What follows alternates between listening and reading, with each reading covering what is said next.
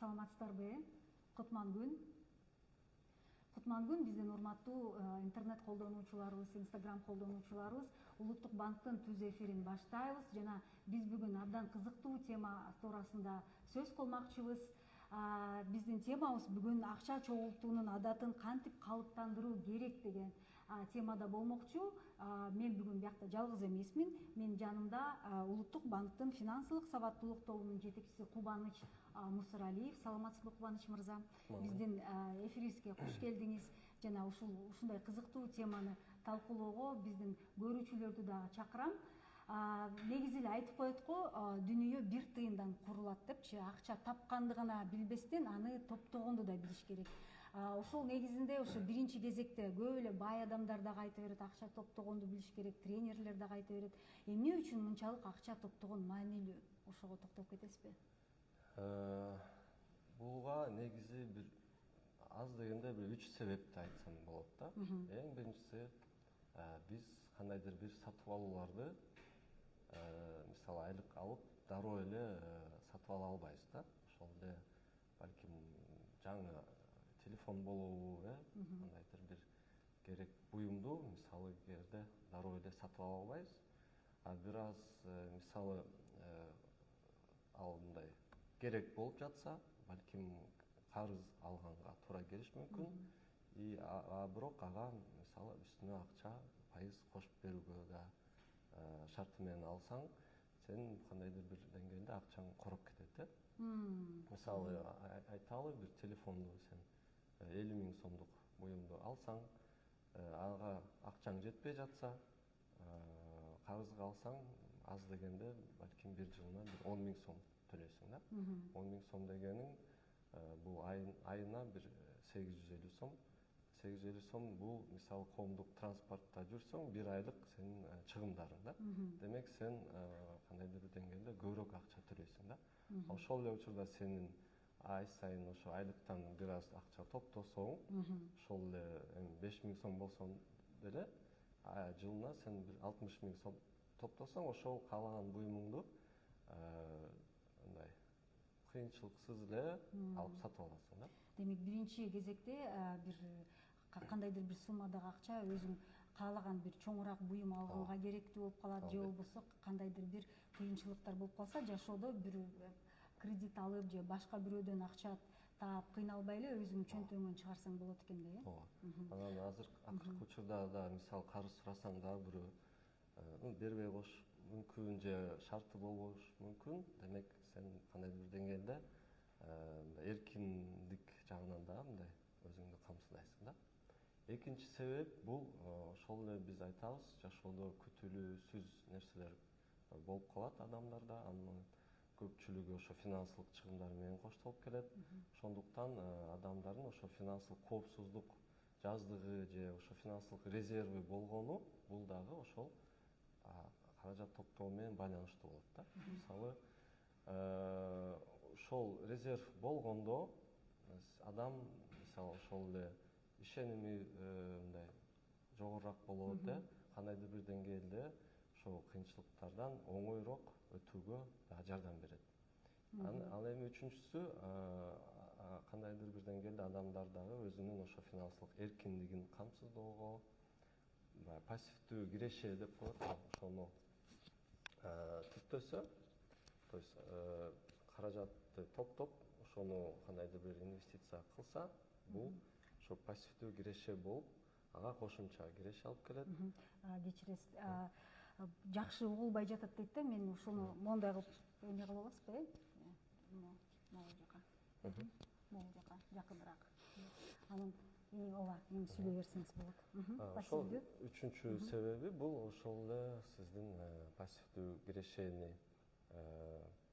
кандайдыр бир түптөгөнгө жардам берет. Акчаны топтоп, сиз акырындап аны инвестиция кылганды үйрөнөсүз. Демек, бул сиздерге ошол эле пассивдүү киреше болуп берет. Кийин кандайдыр бир адам мисалы улуураак уже жаш өткөн сайын балким иштебей эле коюп, ошол пассивдүү кирешеге жашаса болот. Урматтуу биздин көрүүчүлөр, биз азыр микрофонду дагы жакыныраак жылдырдык. Дагы жазсаңар болот, жакшы эле угулуп жатабы жана биз дагы кичине катуураак сүйлөгөнгө аракет кылалы, бии керек, үнүбүздө бии керек. Анда эмесе жакшы болду, рахмат дейт. Рахмат анда сиздин жооп бергениңизге. Анда биз улантабыз, дагы бир жолу айтып кетейин. Дагы бир жолу айтып кетейин, биздин темабызда акчаны кантип топтогонду үйрөнөбүз, ошондой бир адатты кантип өзүбүздөн калыптандырабыз. Анан экинчи суроо мындай да, Кубаныч мырза, негизи эле акчаны карап көрсөк, анын максаты аны коротууга багытталган, кантип ошону ушу табигый максатты колунда акча турса, аны коротпой салуу, коротуп салуу, ушундай бир адат менен кантип күрөшсө болот? Эми негизи акча коротконго эле эмес, акчанын негизи ошо топтогонго дагы мындай табигый нерсеси да бар да, ошо функцияларынын бири да негизи. Эми албетте жалпысынан финанс сабаттуулук ошо адамды акчага мындай бир рационалдуу болууну үйрөтөт да. Албетте керек чыгымдар бар, туурабы? Коротуучу нерселер бар, ошого албетте коротосуң. Бирок эгерде ашыкча же керексиз нерселерге дагы акча короп кеткен үчүн акча топтогонго калбай калат да. Ошондуктан адам бул жерде ошо керектүү жана керексиз нерселерди аныктап алса, жана өзүнүн баягы келечектеги максаттарын койсо, ошо кыялдарын ошо финансылык максатка айлантса, ошого жараша анын аракеттери да өзгөрөт дагы. Акча ошол баягы керексиз нерселерди азайтып, акча топтогонго көбүрөөк мындай аракет кылат экен да. Демек, максат кое билиш керек Ооба, экен. албетте максат коюу билиш керек, ошо пландоону үйрөнүш керек. Жана баягы дисциплина да деп коет. Буга чейин дагы биз айтып кеттик, ошо акчанын ошол эле финансылык коопсуздук жаздыгы депчи, ошол нерсе дагы адамды мындай турчу керек да, ошо акча топтогонгочу. Анткени көп учурларда ошондой жагдайлардан, мисалы, жагдайларга кездешкен адамдар айтат экен, ошол нерсе болсо мындай жакшыраак болмок экен деп, кийин ошого мындай үмүттөнөт экен да, аракеттенет. Ошондуктан башка адамдар ошолордун мисалындай эле көрүп, аны түптөсө, өзү элечи алдын ала билип эметсе, ошол дагы мындай мотивация болот экен да. Анан дагы бир сапаттарынан кошуп кетсек, мисалы акча топтогонду үйрөнгөн адам, ошону билген адам өзү дагы өзгөрүлөбү? Ошо кандай сапаттарга ээ боло баштайт? Албетте, акчаны топтоо бул да оңой эмес. Албетте, кандайдыр бир психологиялык басымдар болот, мисалы маркетинг деген бул да бир өзүнчө чоң багыт. Анын максаты ошо сиздердин акчаңарды тартып алуу да, коротконго үнөмдөнүш. Ошол эле кандайдыр бир супермаркетке да кирсеңиз, жагымдуу музыка болот, кандайдыр бир акциялар болот, дегустациялар жана башка да көп рекламалар болот, сиз айткандай. Көп нерсе мындай сиздин акчаңызды тартып алган же алганга мындай аракеттенет. Ошондо сиздин максатыңыз албетте тескерисинче аны сактап калуу. Ошондо адам албетте өзгөрөт дегенде, бул мындай жакшы жагына өзгөрөт да. Эмне дегенде, баягы рационалдуу болот. Кандайдыр бир учурда балким мисалы мындай болушу мүмкүн да, адам акчаны ден соолугуна дары-дармекке мисалы жумшабай, ден соолугун чыңдап, балким оорубаса, бул дагы акчаны экономдойт да. Ошондуктан көбүрөөк балким физикалык мындай көнүгүүлөр жасаганга аракеттенет. Кандайдыр бир ошол эле тоого барып, мисалы эс алып, таза абага чыгып дегендей, туура тамактанууну дагы үйрөнөт да. Кечинде баягы майлуу тамак жебей, же негизи эле мындай туура витаминдерди көбүрөөк жеп, то есть адамдын же болбосо саякатка мисалы чогултуп ошол жака барса, өзүнүн кандайдыр бир кыялын аткарган, көптөгөн өзүнүн жашоосун да балким башкача ойлонуп, башкача кылып, туурараак дегендей да. Азыр мындай көп нерселер чыгып атпайбы? Туура тамактануу, туура ошол эс алуу, ошондой нерселерге дагы көңүл буруп баштайт экен да. Эфир сакталабы дейт, сөзсүз түрдө эфирди сактайбыз. жана суроо берсек болобу, суроо берсеңиздер болот. Дагы бир жолу айтып кетейин, бизде Улуттук банктын финансылык сабаттуулук тобунун жетекчиси Кубаныч мырза отурат. Ошондуктан түз эфирде сиздердин сурооңуздарды күтөбүз. Кийинки суроо мындай да, тажрыйбалык жагына токтолсок да, ушул акча топтоонун кандай методдору бар жана ошол методдордун ичинен кайсынысы абдан жакшы жыйынтык берет, кайсынысы жакшы иштейт деп айта аласыз? Эми мындай белгилүү да, бул дүйнөдө деле мындай көп эксперттер айткан мындай бир кеңештер бар. Эң биринчиси бул мындай бир эреже бар экен, башында биринчи өзүңө төлөө деген бир эреже экен да. Орусча заплати себе первому дегендей.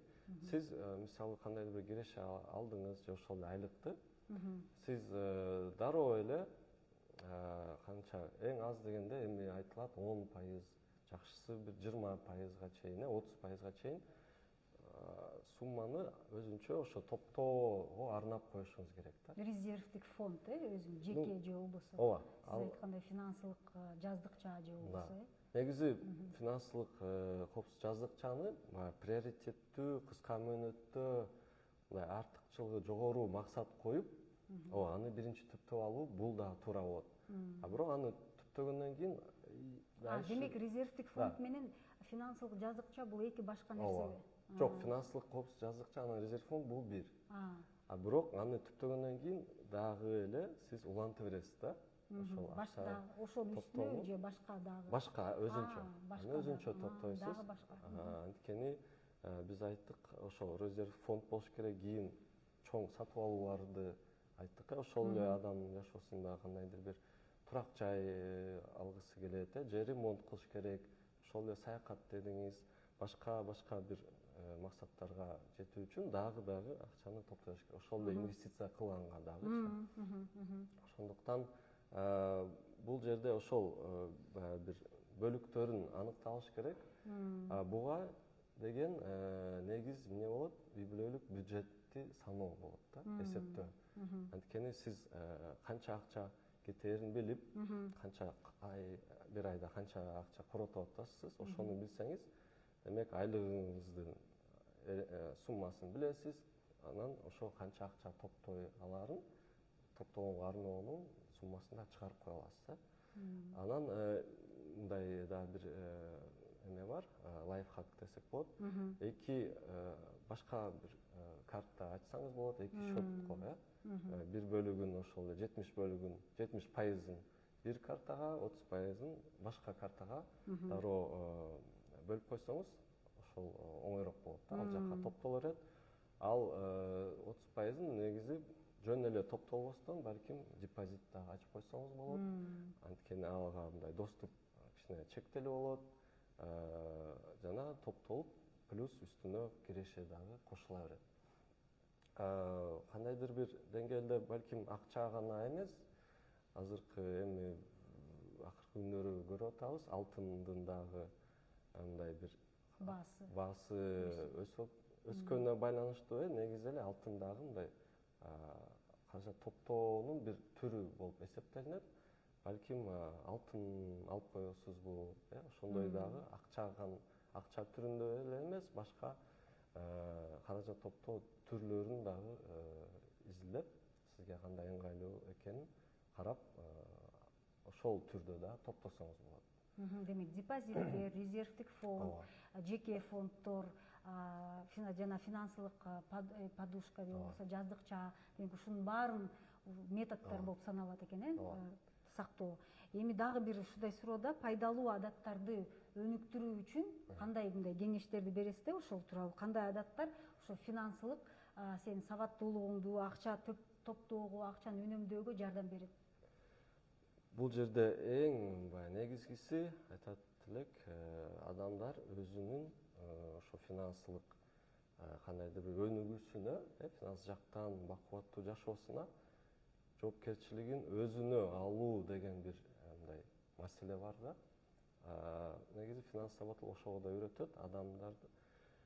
Кандай бир ошо чечим албасын, ошо өзүнүн жашоосу үчүн жоопкерчиликти өзүнө алса, демек ал аракеттенет, ойлонот, ушундай бир чечимдерди кандайдыр бир изилдейт, кандай бир жаңы мүмкүнчүлүктөр бар экенин изилдейт.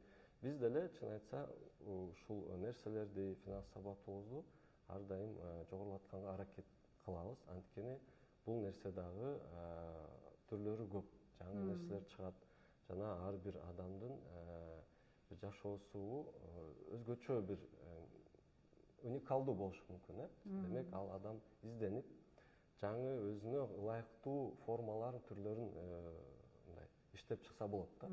Ошондуктан бул жакта албетте аз болсо дагы бул ошо каражат топтоонун бир да өзгөчөлүгү, кээ бир учурларда жарандарыбыз айтып калат, биз аз айлык алабыз, кирешебиз аз, кантип топтойбуз дегенде, эми айтат элек, эми бир 100 сом, 500 сом болсо дагы бул мындай анын суммада, кеп суммада эмес, анын аракетинде, анын мындай ой жүгүртүүсүнүн өзгөрүүсүндө да. Ошондуктан адам башында ушул нерселерден үйрөнүп алса, адатка айланса, ушул жөнөкөй нерселерди аз болсо дагы ошондон дагы мындай топтогонго үйрөнүп алса, жана бул мындай реалдуу нерсе да. Ошондо демек бул кыйынчылыктардан биринчиден өтүп алат, кийин ал көп акча таба баштаганда деле ошол акчаларын туура башкарганга мындай эмеси болот да, жөндөмдүүлүгүчү. Бизде суроо бар экен, Жээнбеков дегенден. Тарыхый монеталар жөнүндө түшүндүрө кетсеңиз, баасы өсөбү же кандай? Мисалы биз азыр алтынды карап атпайбызбы инвестиция катары? Ошо тарыхый монеталарды дагы караса болобу инвестиция? Кийин баасы өсүшү мүмкүнбү? Жакшы суроо экен. Ооба, бул деген мисалы туура жакшы суроо бердиңиз. Мисалы ошол эле Улуттук банктын 90-жылдары чыккан ошол бул деле мисалы тарыхый монета катары болот да, коллекциялык монеталар. Булар мисалы 500 же 1000 штук болуп чыгарылат. Анан мисалы кээ учурларда ал 500 же 1000 штук балким жарым жылда, бир жылда эле сатылып кетет. Кийин анын албетте мындай убакыты узак болгон сайын баасы дагы өсөт. Ошол эле мисалы күмүштүн өзү монета күмүштөн жасалса, биздин Улуттук банктын монеталарын айтып атам. Анын күмүштүн деле ошо металлдын баасы дагы өстү. Демек, азыр биз көрүп атабыз, ар жаңы чыккан монеталардын өзүнүн эле баасы дагы жогорулуп жатат. Мурда мисалы 1,5 миң сомго ала алсак монетаны, азыр 4, 5, 6 миң сом да. Демек, жылдар өткөн сайын анын баасы жогорулушу мүмкүн. Бирок бул дагы нерсе эмеден зависит этет, ал монетанын уникалдуулугу, кандайдыр бир ошо кооздугу жана башка бир эмелери бар да, факторлорчу. Ар бир эле монета балким мынча өсүшү мүмкүн эмес, бирок негизи эле Улуттук банктын ошо коллекциялык монеталарын карасак, анын баалары ошо өсүп, керек болсо аны кайра сатып алууга атайын аукциондор өткөрүлүп, ал жерде баа мисалы катышуучулар өзлөрү бааларын да көтөрүп, бир нече эки эсе жана көбүрөөк көтөрүп сатып алгандар да. Дагы бир суроону кабыл алып коелу. Талайбеков 24 дейт. Саламатсыңарбы? Алтындын баасы 2 жылдан кийин канча көтөрүлүшү мүмкүн сиздин пикириңизче? Эми айтар элек, негизи азыркы күнгө ушу күндө болгон баа, буну 2 жыл мурун эч бир ошо дүйнөлүк эң кыйын эксперттер дагы прогноздой алган эмес. Алар балким бир 2-3 миң дегендей эле бир прогноздор берген да. Бирок биз жакында эле көрдүк, 5 миң доллардан да ашты. Тура, демек 2 жылдан кийин кандай болоорун тилекке каршы биз биле албайт экенбиз. Ошондуктан эми бул негизи алтынга инвестиция, бул узак мөөнөттөгү инвестиция. Кандайдыр бир бош акчаңыз болсо, аны алып коюп койгон туура да. Кийин 2 жылдан кийин эми өзүңүз байкайсыз да, кандай. Бирок факт боло турган нерсе, жыл сайын өсөт да, таптакыр түшүп кеткен же алтындан утулуп калган адамдарды көрө элекмин да, негизи. Акыркы 10 жылда мисалы мен өзүм ошо 1 грамм алтын алгам, ал кезде 4.000 сом болчу. Жакында 16.000 сомго чейин чыкты. Демек 4 эсе өстү да баасы. Анда эмесе урматтуу биздин көрүүчүлөр, биз өзүбүздүн түз эфирибизди расмий тилде улантууга уруксат берсеңиздер, эгер сизде суроолор болсо кыргыз тилинде, анда кыргыз тилинде жооп берсеңиздер болот. Здравствуйте, уважаемые наши подписчики. Мы продолжаем наш прямой эфир уже на русском языке. И тема звучит сегодняшнего эфира «Как сформировать привычку откладывать деньги». С нами руководитель группы финансовой грамотности Национального банка Кубаныч Мусаралиев. Здравствуйте еще раз на русском языке. Поздороваюсь с вами, Кубаныч Иратбекович. Итак, первый вопрос. Все тренеры по финансовому развитию, а также богатые люди, делясь своим опытом, всегда говорят о том, что нужно откладывать деньги. Почему это так важно? Ну, для этого как минимум есть 3 причины.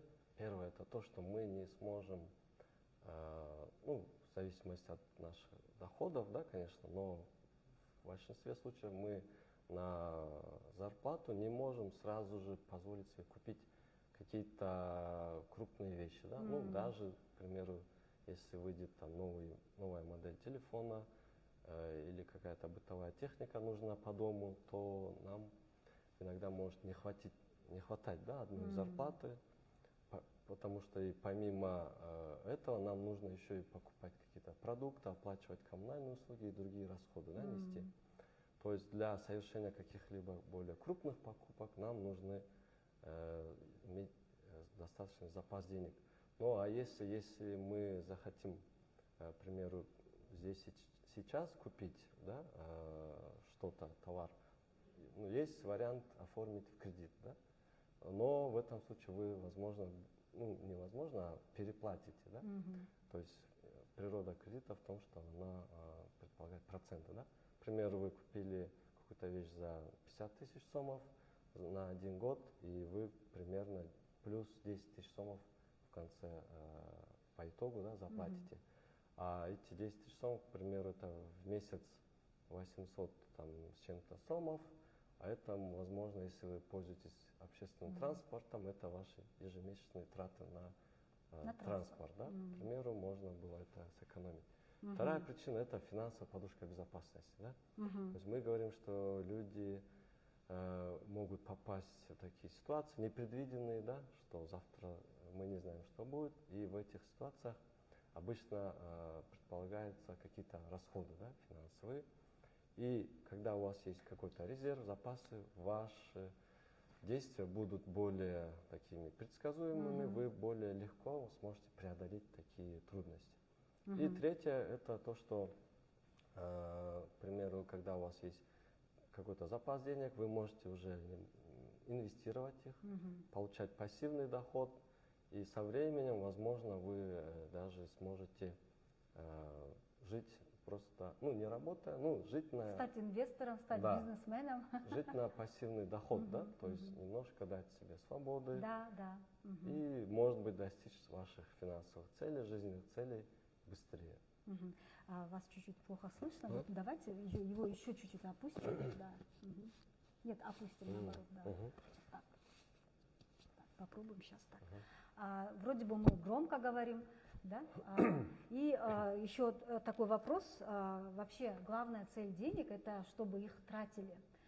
Что надо сделать, чтобы побороть вот эту привычку тратить, если, допустим, у тебя на руках, и надо сразу пойти что-то купить, что-то это, и как вот, чтобы эту привычку, да, чтобы копить, разработать? Ну, как бы функция денег не только в том, чтобы тратить, но как бы функция сбережений – это тоже одна из функций денег, да, потому что как мера стоимости, да, как способ оплаты, но и как способ там приумножения богатства или накопления, да, богатства тоже используется, поэтому, то есть уже, да, сама природа денег говорит о том, что не надо тратить все, а нужно к этому рационально, разумно подходить и какую-то часть, наверное, не тратить, да.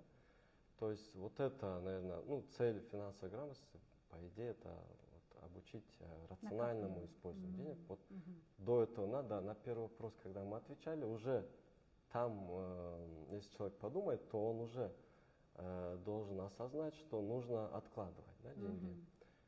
Ну и здесь, конечно, все зависит от ваших целей, да, ваших финансовых целей. Когда у вас есть финансовые цели, вы уже тогда начинаете думать о сбережениях. Потому что это обычно какие-то большие цели. Ну, скажем, те же путешествия, да? Хочется куда-то поехать, ты уже заранее планируешь, да, расходы там на визу, авиабилет. К примеру, ты купил пораньше, и это будет, может, дешевле. Планируешь все свои поездки и уже как бы начинаешь копить деньги, да? То есть, когда есть цель, уже ты начинаешь копить деньги. Поэтому здесь все индивидуально, зависит от того, насколько вы Много целей. да, ставите цели, хотите что-то делать, менять, достигать. Ну, потратить тоже можно, но С умом. с точки зрения рациональности это не так неправильно. С умом, да, кстати, можно правильно, да, где-то вложить, купить. Сейчас, если этот товар, к примеру, может подорожать, да, там через год, к примеру, да, это уже будет, скажем, более правильное решение. Но когда оставлять запас денег, вот эксперты все говорят, минимум 10, а так 20 или даже лучше 30% от вашего дохода, это более рационально и правильно. А вот как может изменить человека привычка откладывать деньги? Какие качества он может помочь развить? Ну, привычка откладывать деньги, это в первую очередь будет влиять на дисциплину, да. Во-вторых, это, можно сказать, ответственность за свою жизнь, да, за свое будущее. То есть он уже начинает откладывать, формировать, он эти деньги может использовать на свое развитие, на помощь своим близким, родным, да. К примеру, он хочет куда-то обучиться чему-то, или жениться, да, или что-то такое, он уже эти деньги формирует, более становится ответственным, да, и достигает своих целей. Помимо этого, к примеру, человек может переосмыслить, да, скажем, роль и здоровья, да, там, экологии, скажем, да. То есть вместо того, чтобы тратить деньги на лечение, то есть он может заняться спортом, собой, может продлить себе долголетие, да, куда-то выезжать там, за город, или, скажем, может пересмотреть свой рацион, может в более правильное, да, питание, как говорится сейчас модно. И то есть это тоже повлияет на его здоровье, на организм. Это все отразится на качестве его, может быть, сна, это все отразится на эффективности его в работе, да, то есть это все повлечет такую цепочку каких-то позитивных изменений. Значит, можно сказать, человек, который копит, становится ответственным, целеустремленным, человеком, который могут надеяться его близкие, друзья, да, вот, которым он может поддержать, да. И также очень даже в тренде, да, там у него появится хобби, да, и просто человеком, который ведет здоровый образ жизни. На самом деле, действительно, многие мечтают, да, о такой жизни, поэтому мы всех вас призываем копить деньги.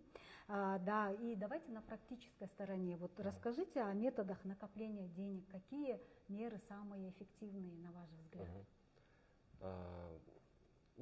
Здесь, кстати, сразу здесь, может быть, скажу, что многие иногда могут себя ограничивать тем, что говорить, что у них маленькие доходы и как бы не получается откладывать, да.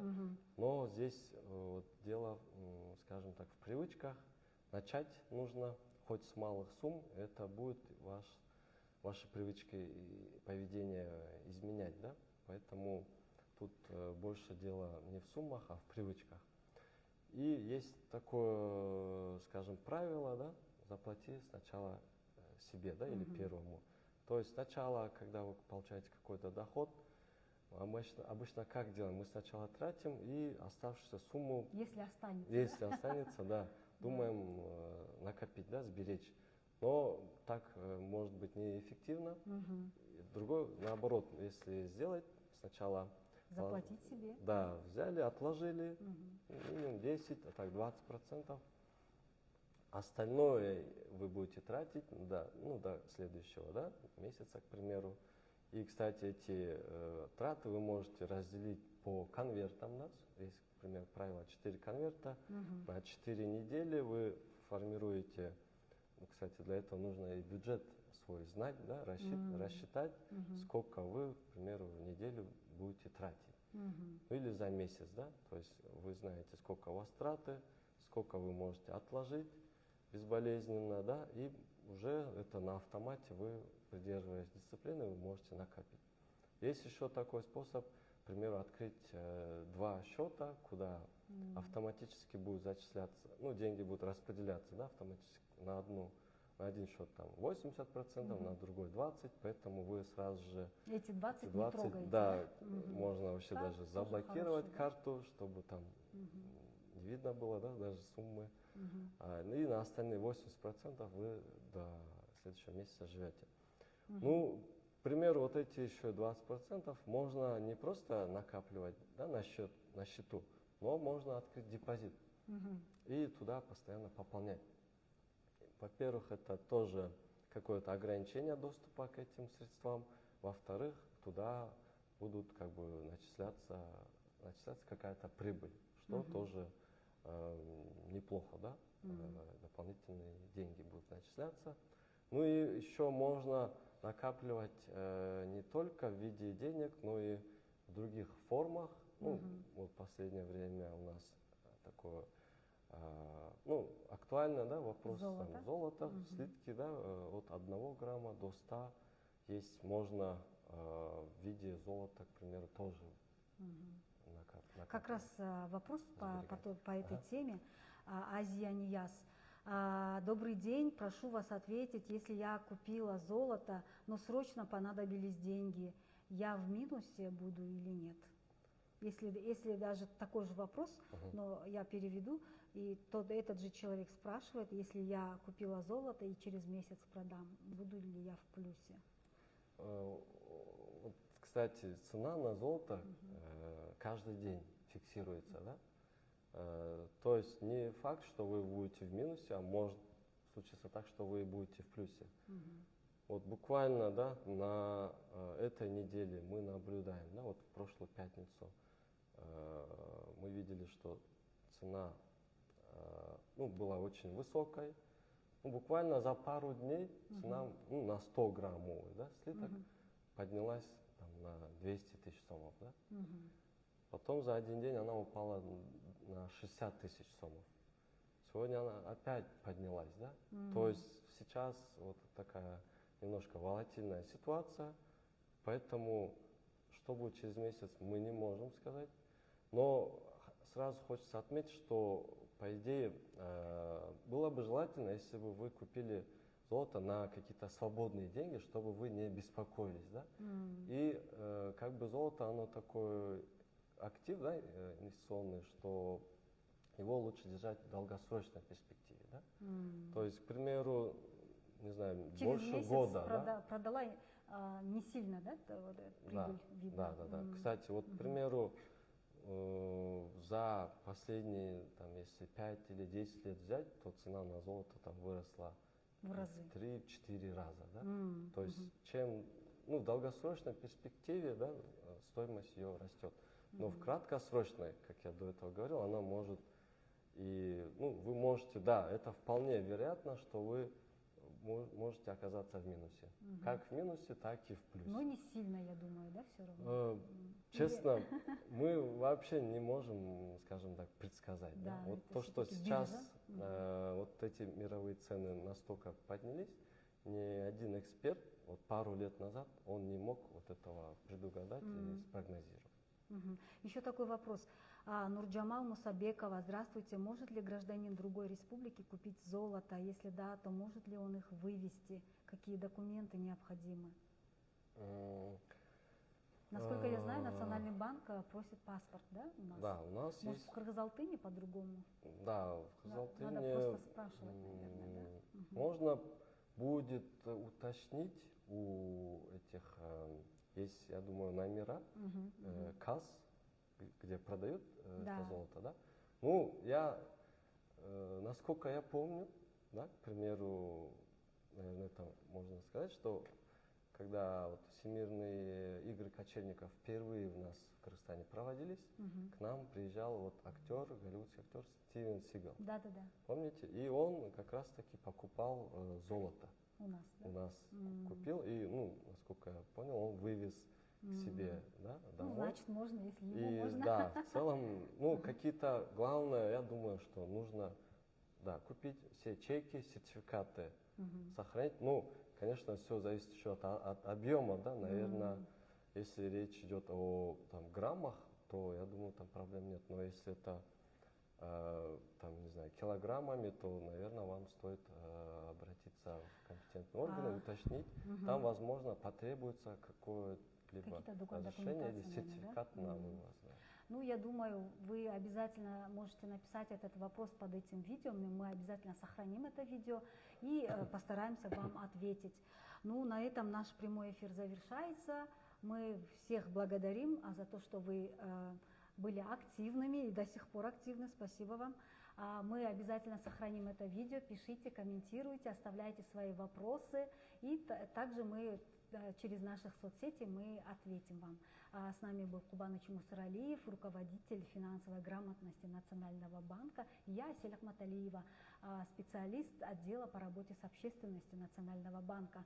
Мы с вами встретимся уже на следующей неделе. Ну, а мы с вами все прощаемся. До новых встреч!